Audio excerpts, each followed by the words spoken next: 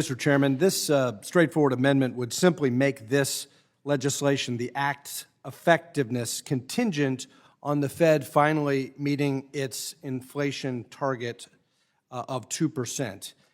And only when the Fed achieves that price stability mandate would the legislation go into effect.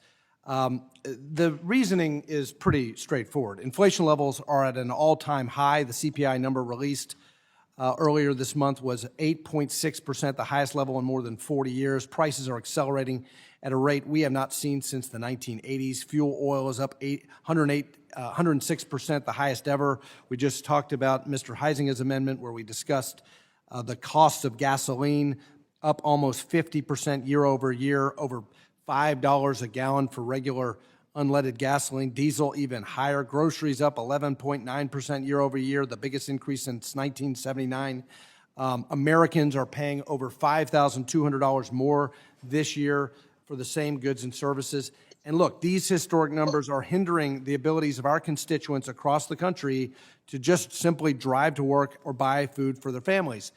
The underlying legislation is about small businesses. Well, let's talk about the effect of inflation on small businesses. If we really want to help Main Street mom and pops, the entrepreneurs of this country, actually make ends meet and get by and meet payroll and provide the goods and services to their customers without raising prices, we've got to get wholesale prices down. The PPI is even higher.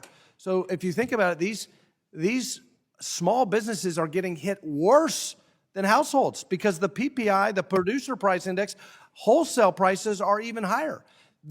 The small businesses in my district are trying to take a hit on behalf of their customers because the PPI is higher than the CPI.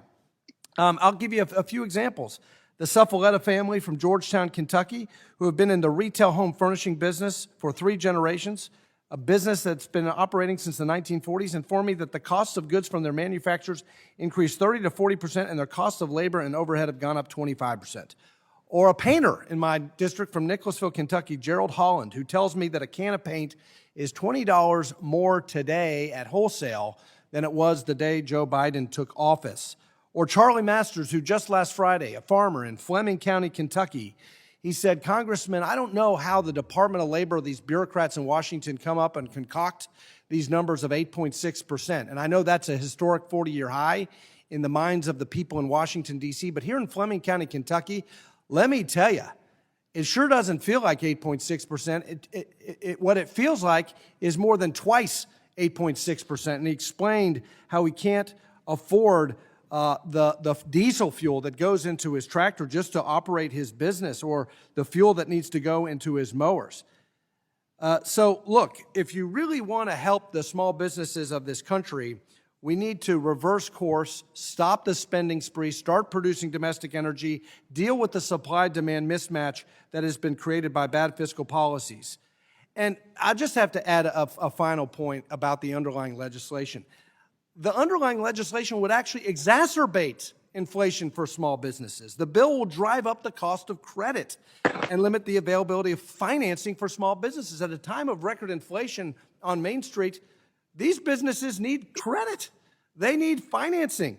And this bill would treat commercial debt obligations in the same manner as consumer debt and subject commercial debt collection to supervision and enforcement by an agency that doesn't have jurisdiction or the capability, expertise in any way to deal with commercial debt. It's the Consumer Financial Protection Bureau, not the Commercial Small Business Protection Bureau. And this bill would increase frivolous lawsuits for commercial debt collection, and restricting the ability to collect debt not only increases the safety and soundness risk for the entire financial system, but it's going to drive up the cost of credit for small business borrowers. At a time of record inflation, what a disastrous policy that would be. So I urge my colleagues to support the amendment. Let's make sure the Fed does its job first and meet its inflation target of 2% before we jump in to a bill like this, which in and of itself would drive up the cost of credit and exacerbate the inflation crisis for small business Americans. So on behalf of my constituents, the Suffaletta family, Gerald Holland and Charlie Masters, I urge this committee to support my amendment and oppose the underlying legislation, and I yield back.